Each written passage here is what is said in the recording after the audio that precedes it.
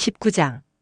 저녁 때 두 천사가 소돔에 도착했습니다. 롯이 성문에 앉아 있다가 그들을 보자마자 얼른 일어나 맞이하고 땅에 엎드려 절했습니다. 롯이 말했습니다. 내 주여, 가던 길을 멈추고 주의 종의 집에 들어와 발을 씻고 주무신 후에 아침 일찍 가시던 길을 가십시오. 그들이 말했습니다. 아니다. 우리는 거리에서 밤을 지낼 생각이다. 롯이 그들에게 간곡히 권하자 그들은 돌이켜 롯의 집으로 갔습니다. 롯이 그들을 위해 식사를 준비하고 누룩 없는 빵을 구워주니 그들이 먹었습니다. 그들이 잠자리에 들기 전에 그 성의 사람들, 곧 소돔 사람들이 젊은이로부터 늙은이에 이르기까지 사방에서 몰려나와 그 집을 에워쌌습니다. 그들이 롯에게 외쳤습니다. 이 저녁에 너를 찾아온 사람들이 어디 있느냐? 그들을 우리에게로 끌어내라. 우리가 그들을 욕보여야겠다. 그러자 롯이 그들을 만나러 밖으로 나갔습니다. 그리고 등 뒤로 문을 닫고 이렇게 말했습니다. 내 형제들이여, 이런 악한 일을 하지 마시오. 보시오. 내게 아직 남자를 알지 못하는 두 딸이 있소. 내가 두 딸들을 내보낼 테니 그 애들에게 여러분 좋을 대로 하시오. 그러나 이 사람들은 내 집에 들어온 사람들이니 이 사람들에게는 어떤 일도 하지 마시오. 그들이 저리 비켜라 하고 외치며 다시 말했습니다. 이놈이 나그네로 지내다 여기 와서 사는 주제에 우리를 다스리고자 하는구나. 이제 우리가 저들보다 너를 더 혼내주어야겠다. 그들은 롯을 밀치고 문을 부수려고 했습니다. 그러자 안에 있던 그 두 사람이 손을 내밀어 롯을 집 안으로 끌어들이고는 문을 닫아버렸습니다. 그리고 그 집 입구에 있던 늙은이나 젊은이 할 것 없이 눈을 멀게 하니 그들이 입구를 찾을 수 없었습니다. 그 사람들이 롯에게 말했습니다.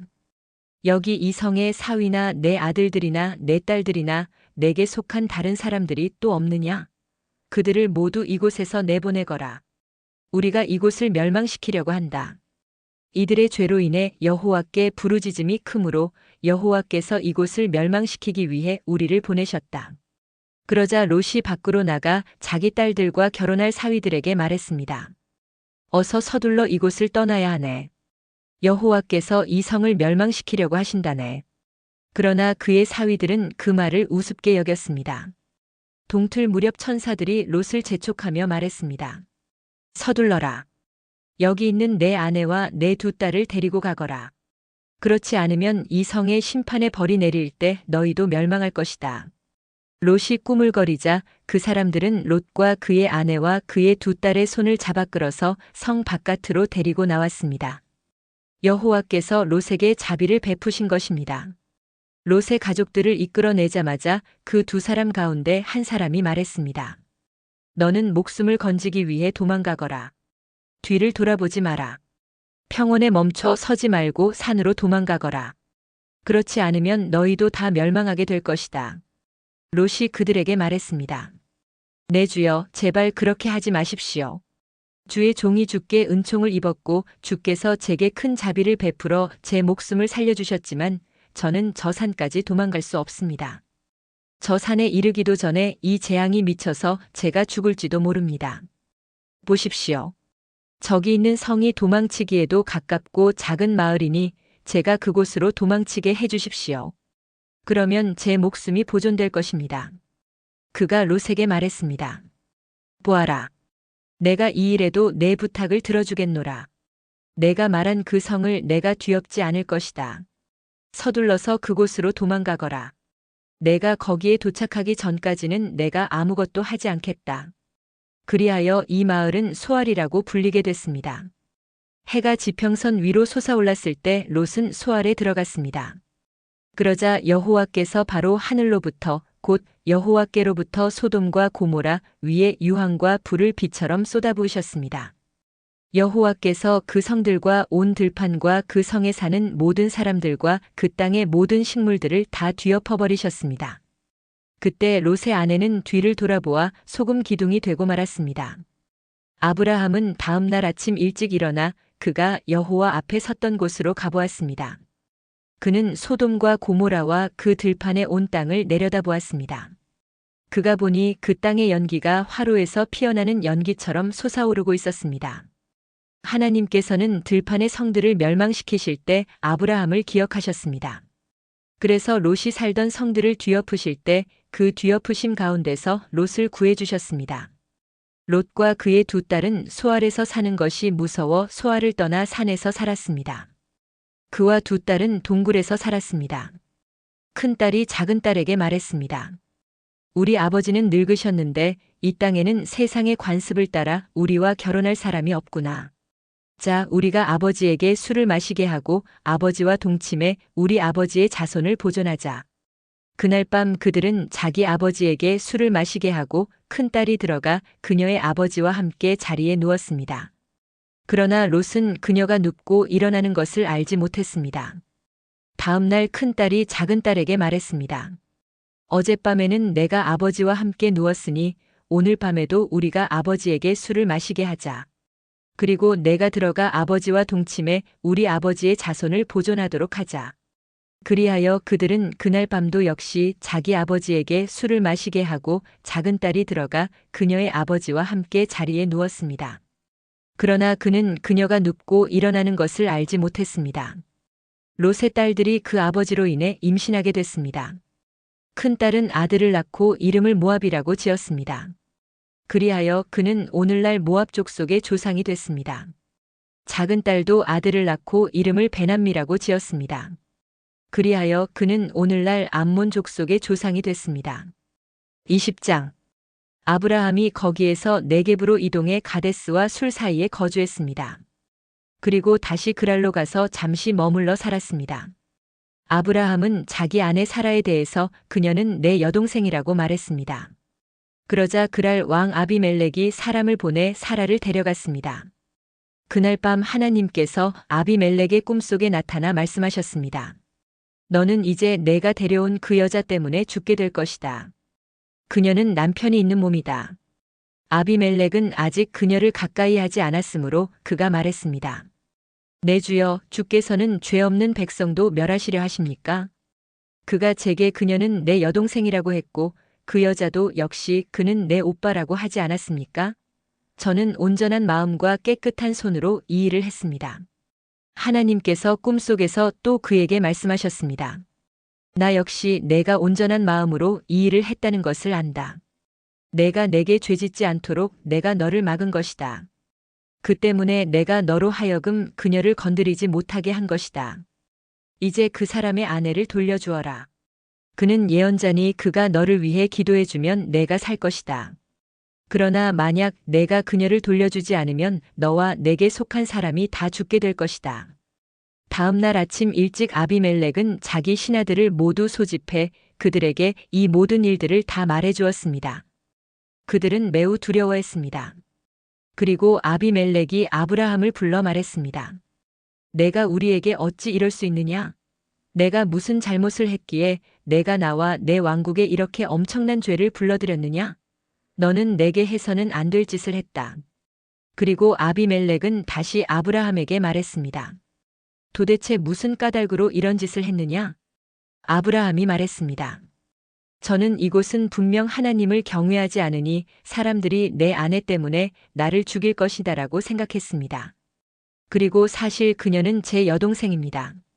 제 어머니의 딸은 아니지만 제 아버지의 딸인데 제 아내가 된 것입니다. 하나님께서 저를 제 아버지 집에서 떠나보내실 때 제가 그녀에게 말하기를 당신이 내게 베풀어 줄 호의는 이것이요. 우리가 어디를 가든지 당신은 그는 내 오빠라고 해주시오라고 했습니다. 아비멜렉이 아브라함에게 양과 소와 남종들과 여종들을 주고 그의 아내 사라도 그에게 돌려주며 말했습니다. 보아라. 내 땅이 내 앞에 있으니 내가 살고 싶은 데 가서 살도록 하여라. 그리고 아비멜렉은 사라에게 말했습니다. 내가 내 오빠에게 은 1000개를 준다. 이것이 너와 함께한 모든 사람들 앞에서 내가 당한 일에 대한 보상이 될 것이다. 이 모든 일에서 내가 잘못이 없다는 것을 모두가 알게 될 것이다. 아브라함이 하나님께 기도했더니 하나님께서 아비멜렉과 그의 아내와 그의 여종들을 고치셨습니다. 그래서 그들이 아이를 가질 수 있게 됐습니다. 여호와께서 아브라함의 아내 사라 때문에 아비멜렉 집안의 모든 태를 그동안 닫으셨던 것입니다. 21장. 여호와께서 말씀하신 대로 사라를 돌아보셨고 여호와께서 말씀하신 그대로 사라에게 이뤄주셔서 사라가 임신했습니다. 그리고 하나님께서 아브라함에게 약속하신 바로 그때 늙은 아브라함과 사라 사이에서 아들이 태어났습니다. 아브라함은 자기에게 태어난 아들 곧 사라가 자기에게 낳아준 아들을 이삭이라고 이름 지었습니다. 하나님께서 자기에게 명령하신 대로 아브라함은 자기 아들 이삭이 태어난 지 8일 만에 그에게 할례를 베풀었습니다. 아들 이삭이 태어났을 때 아브라함의 나이는 100세였습니다. 사라가 말했습니다. 하나님께서 나로 웃게 하시니 이 소식을 듣는 사람이 다 나와 함께 웃을 것이다. 그녀가 말했습니다. 사라가 자식들에게 젖을 먹일 것이라고 누가 아브라함에게 말할 수 있었겠는가? 그러나 내가 늙은 아브라함에게 아들을 낳아주었도다. 그 아이가 자라 젖을 뗐습니다. 이삭이 젖대던 날 아브라함은 큰 잔치를 베풀었습니다. 그런데 사라가 보니 아브라함과 이집트 여인 하갈 사이에서 태어난 아들이 이삭을 놀리고 있었습니다. 사라가 아브라함에게 말했습니다. 저 여종과 그 아들을 내쫓아 버리세요. 저 여종의 아들은 결코 제 아들 이삭과 함께 상속을 받을 수 없습니다. 아브라함은 그 아들도 자기 아들이기 때문에 무척 괴로웠습니다. 하나님께서 아브라함에게 말씀하셨습니다. 그 아이와 내 여종에 대해 괴로워하지 마라. 사라가 내게 뭐라고 하든 그 말을 들어라. 이삭을 통해 난 사람이라야 내 자손이라고 불릴 것이다. 그러나 내가 내 여종의 아들도 한 나라를 이루게 하겠다. 그 또한 내 자손이기 때문이다. 다음 날 아침 일찍 아브라함은 음식과 물이 담긴 가죽 부대를 가져다 하갈의 어깨에 메어주고 아이와 함께 떠나보냈습니다. 그녀는 길을 떠나 브엘세바 광야에서 방황했습니다. 가죽 부대에 물이 다 떨어지자 하갈은 아이를 덤불 아래 두고 화살이 날아갈 거리만큼 떨어진 곳에 가서 마주보고 주저앉았습니다. 그녀는 이 아이가 죽는 것을 차마 지켜볼 수가 없구나라고 말하며 아이를 마주보고 앉아 큰 소리로 울었습니다. 하나님께서 그 아이가 우는 소리를 들으셨습니다. 하나님의 천사가 하늘에서 하갈을 불러 말했습니다. 하갈아, 내게 무슨 일이 있느냐? 하나님께서 저기 있는 아이의 소리를 들으셨으니 두려워하지 마라. 이제 일어나가서 저 아이를 일으켜 그 손을 잡아라. 내가 그로 큰 나라를 이루게 하겠다. 하나님께서 하갈의 눈을 밝게 하시니 그녀가 샘 하나를 발견했습니다.